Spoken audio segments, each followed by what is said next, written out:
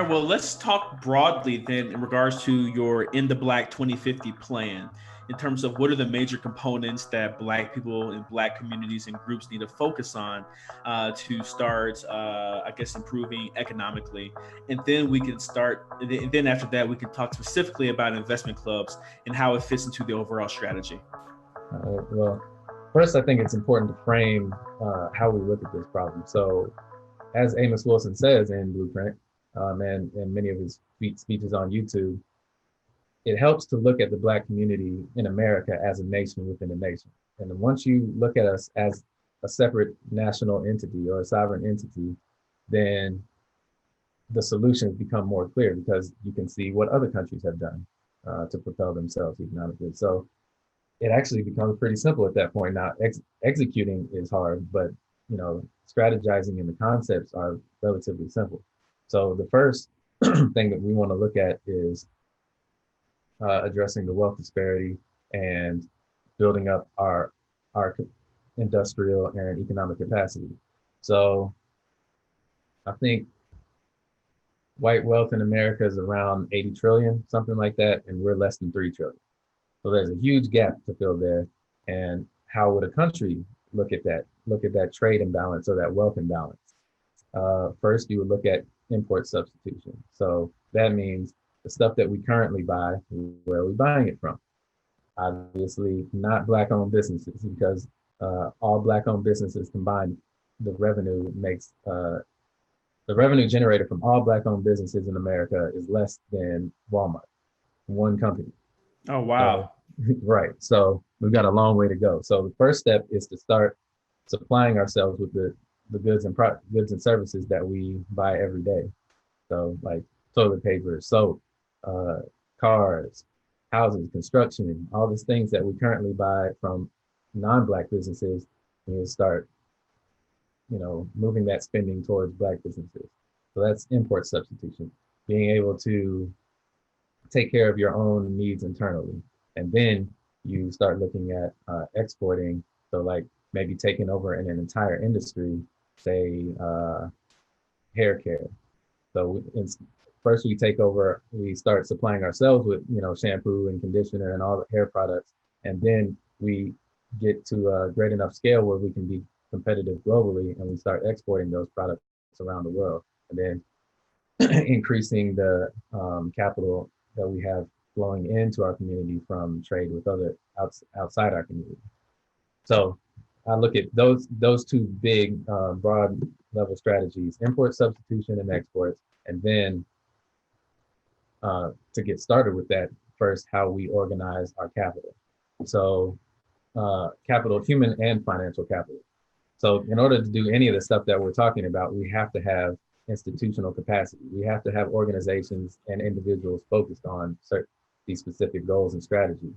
Right now, we're very disorganized. We have a lot of organizations, but not a lot of coordination among those organizations. Yeah. I want you to go deeper into that in 1 second because two things come to my mind with what you just mentioned, right? So the first thing is, I guess the question is, why economic freedom or building economic capacity first before we start talking about political capacity or political equality and other types of equality that make for an equitable and fair society. So why focus on economics first before focusing on those other things? Well, I don't like either ors. I like both and. So we can do both at the same time. But uh, we've seen what only focusing on politics has gotten us.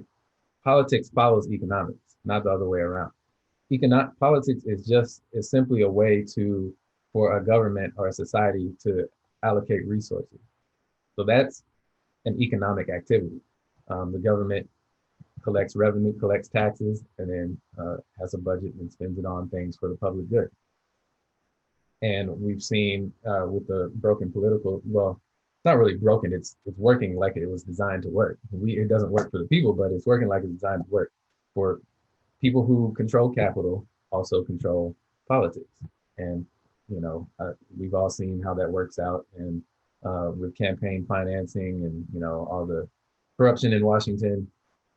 If you do not have economic power, it is very hard to exercise political power without masterful strategy and organization, like what happened in the civil rights movement. But even then, there was a strong economic backing. So you had people like A.G. Gaston bailing MLK out of jail, and that took money. You know, these movements took money. They needed funding and resources to make these things, to sustain the movements. So without economic resources, it's going to be very hard to launch a sustained political strategy. When you look at, I guess, nations within the nations and just looking at the Black community as a nation, right, within the broader landscape of the United States, what would you say are some models out there of other countries who have done so, who may have been groups of people first, who then turned themselves into a country? Or let's say something like, let's say China, I don't know if you consider them a model, where they focus for one or two generations on the building of capacity economically and are now exercising that power on a global scale. So from your perspective, what are some examples that Black people should really look at when it comes to building out this economic capacity?